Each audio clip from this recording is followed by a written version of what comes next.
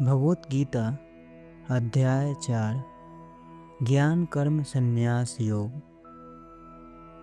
कर्म योग में आपने जाना कर्म करो लेकिन उसके फल से लगाव न रखो।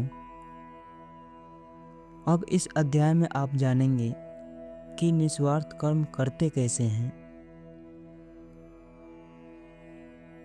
जय श्री कृष्ण। दोस्तों, पिछले अध्याय में श्री कृष्ण कर्मयोग के बारे में बता रहे थे, लेकिन इस अध्याय में निष्काम कर्म कैसे करते हैं इसके बारे में समझाएंगे।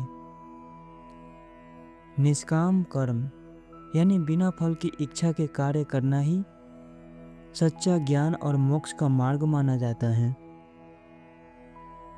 तो अब आइए इस चौथे अध्याय को आसान और अपने भाषा में समझते हैं कि भगवान अर्जुन को क्या क्या बता रहे हैं। तो दोस्तों, भगवत गीता के चौथे अध्याय के पहले श्लोक में श्री कृष्ण अर्जुन को उसके सवालों के जवाब देते हुए कह रहे हैं। श्री भगवान बोले, मैंने इस अविनाशी योग को सूर्य से कहा था। फिर सूर्य ने अपने पुत्र वैवस्वत मनु से कहा और मनु ने अपने पुत्र राजा इक्ष्वाकु से कहा। यानी यहाँ पर श्री कृष्ण अर्जुन को यह समझा रहे हैं कि उन्होंने निष्काम कर्म योग का यह शाश्वत ज्ञान सबसे पहले सूर्य को दिया था और यह योग परंपरा सूर्य से मनु और फिर राजा इक्ष्वाकु तक पहुंची। कहने का मतलब यह है कि निष्काम कर्म योग का ज्ञान आखिर आया कहाँ से? यह आया है स्वयं भगवान से। उन्होंने सबसे पहले सूर्य को बताया और फिर ऐसे ही सूर्य ने अपने पुत्र से और उनके पुत्र ने अपने पुत्र से, ऐसे ही एक एक करके हम लोगों के पास आया है। परंतु बीच में ऐसा भी हुआ था कि इस पृथ्वी से यह दिव्य ज्ञान गायब हो गया था। अब ऐसा क्यों हुआ?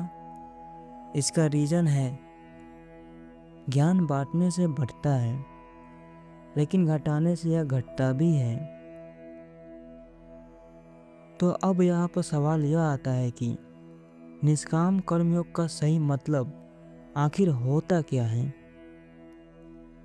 इसका सही मतलब होता है, जैसे सूर्य बिना किसी स्वार्थ के सबको प्रकाश देता है, कभी थकता नहीं, वैसे ही फल की इच्छा के बिना कर्तव्य करना ही सच्चा निष्काम कर्मयोग माना जाता है। उसके बाद श्री कृष्ण आगे कहते हैं, हे परमपत अर्जुन, इस तरह परंपरा से प्राप्त इस कर्मयोग को राजर्षियों ने यानी राजाओं ने जाना, परंतु बहुत समय बीत जाने के कारण वह योग इस मनुष्य लोक से लुप्त हो गया। यानी यहाँ पर भगवान कृष्ण बताते हैं कि दिव्य ज्ञान यानी योग परंपरा से राजा ऋषियों को मिला, लेकिन समय के साथ साथ वह लुप्त हो गया। दोस्तों, परंपरा ज्ञान गुरु और शिष्य से ही सुरक्षित रहता है। जब यह ज्ञान सीधे नहीं सीखा जाता तो धीरे धीरे लुप्त होने लगता है। मतलब कि जैसे ही वर्षा का जल जमीन पर गिरता है तो वह हवा में मौजूद धूल और प्रदूषकों से गंदा हो जाता है, वैसे ही जब ज्ञान बीज की पीढ़ियों से होकर आता है तो वह शुद्ध नहीं रहता। बात बिल्कुल सही है दोस्तों।